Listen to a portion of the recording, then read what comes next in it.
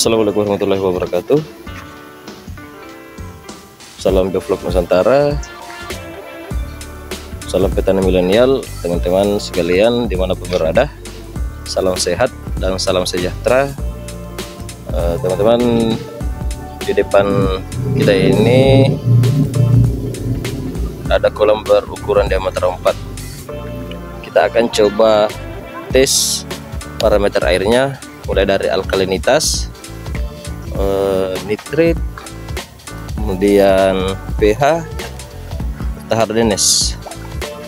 Kita akan coba menggunakan dengan kertas lakmus ya, contohnya seperti ini. Yang sudah ada di vlog sebelumnya, kita buatkan kontennya cara menggunakan, tapi kita ulangi lagi supaya teman-teman dapat memahami dengan baik, karena saya lebih suka menggunakan kertas lakmus dibandingkan alat cek pH berupa digital, karena yang digital itu kadang-kadang sering error, apalagi kalau kita tidak sering kalibrasi. Belum lagi kalau misalnya banyak kotoran yang menempel yang menutupi sensor kacanya, itu kadang-kadang sering error teman-teman. Jadi saya lebih suka menggunakan kertas lakmus ya, atau kalau kita cek di Allshop itu namanya water strip pH. Contohnya seperti ini. Teman-teman bisa, kalau misalnya mau membeli, bisa di water strip pH, ketik water strip pH di Allshop ya. Nah ini satu kali aplikasi itu pemberian molase 100 ml dan probiotiknya 5 gram per meter kubik ya, itu pertama. Kemudian tadi pagi itu kita kasih molase 50 ml per meter kubiknya, hanya molase itu. Kita akan coba. Ini cukup sekian detik ya. Kemudian taruh di tempat rata, kita angin-anginkan seperti ini. Nanti kita akan cocokkan warnanya.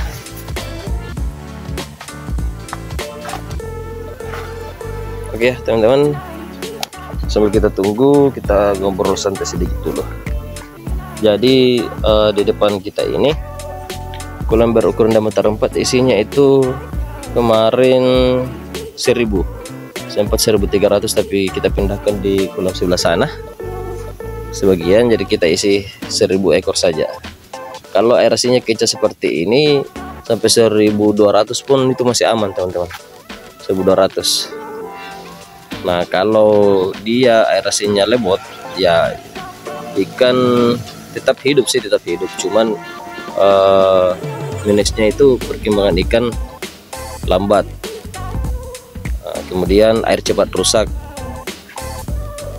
Yang paling kewalahan itu ya, yang paling saya rasakan waktu menggunakan aerasi kecil itu, atau aeratornya kecil, itu sangat ribet di pemeliharaan air ya. Ribet di pemilihan airnya, karena kenapa?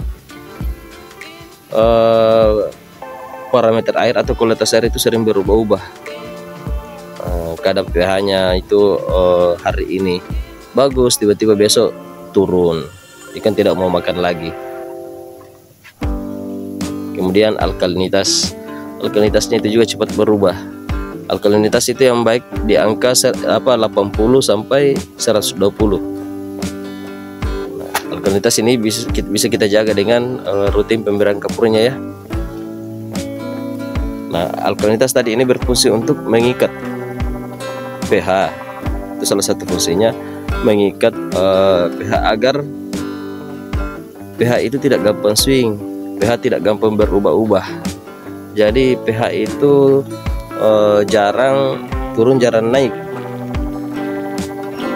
Nah kalau alkalinitas di angka antara 80 sampai 120, saya yakin nafsu makan ikan bagus. Tetapi kadang-kadang bahkan berada juga di angka 0 ya, mau tidak mau kita membutuhkan kapur. Nah, kalau pemberian kapurnya juga tidak maksimal, artinya tidak berubah secara signifikan, itu saya lakukan yang satu-satunya ya, saya lakukan pergantian air 30%. Itu kalau sudah mendekati waktu panen, misalnya 3 minggu sebelum panen, itu kadang-kadang air sering sekali kualitasnya rusak. Itu di masa-masa lalu ya teman-teman, waktu menggunakan gelembung yang kecil atau oksigen yang kecil. Nah, jadi teman-teman harus memahami bahwa selain daripada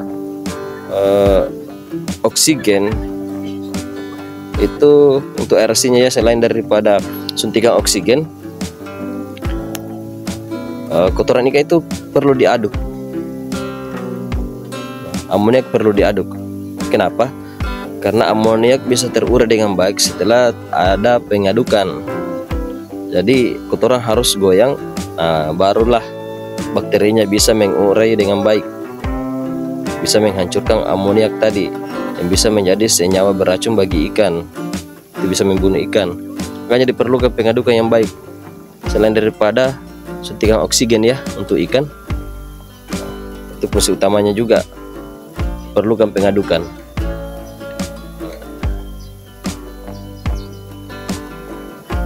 Kita coba cek.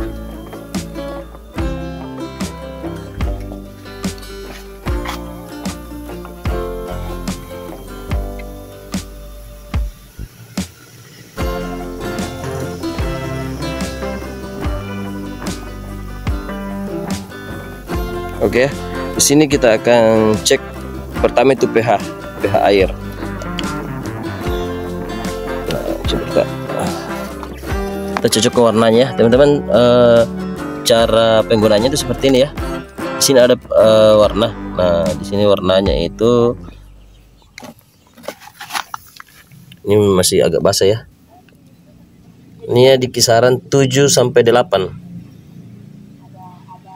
Sorry, 7 sampai 7,5 untuk pH yang paling di atas ya. Yang paling di atas bisa diperhatikan. Kemudian alkalinitas itu di baris kedua itu berada di angka 80 ke atas, masih normal. Kemudian yang ketiga nitrit ya.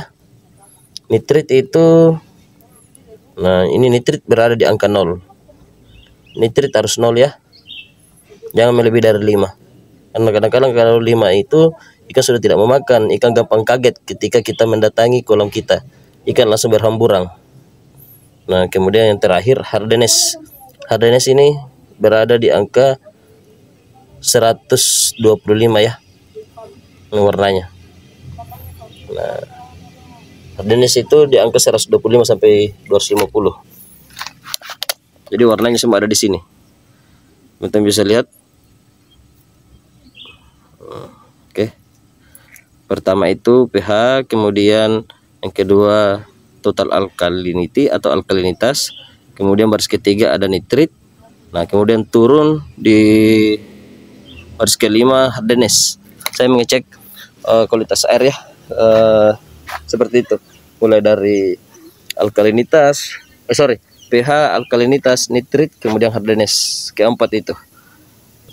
Insya Allah kalau berada di angka normal, ikan akan nyaman di lingkungannya.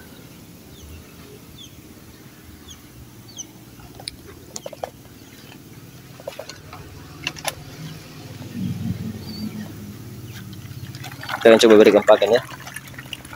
Nah, itu ikan sana langsung merespon di tengah. Jadi ini 2 jari up ya, ukurannya 2 jari up.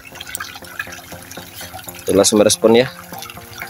Jadi kalau kualitas air bagus, otomatis kesehatan ikan juga terjamin, mulai dari kelincahannya, nafsu makannya, insya Allah semuanya bagus.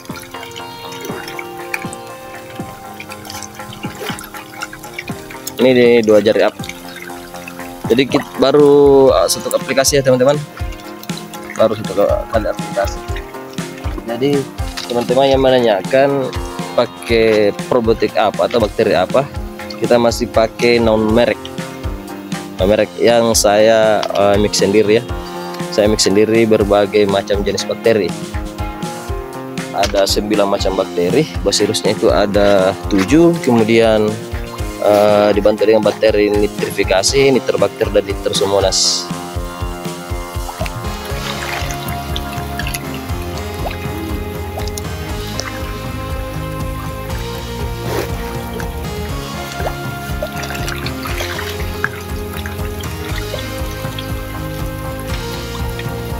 Oke ya teman-teman, silakan kalau ada yang mau ditanyakan silakan mampir di kolom komentar. Oh iya, yang tadi yang banyak yang menanyakan cara penggunaan probiotiknya itu takarannya berapa. Dari takarannya itu yang pertama itu saya menggunakan 5 gram per meter kubik, selanjutnya hanya 2 gram per meter kubiknya. Jadi cukup hemat ya, cukup hemat dibandingkan dengan pabrikan, dan insya Allah semua bakteri yang kita butuhkan sudah ada untuk di sistem bioflok.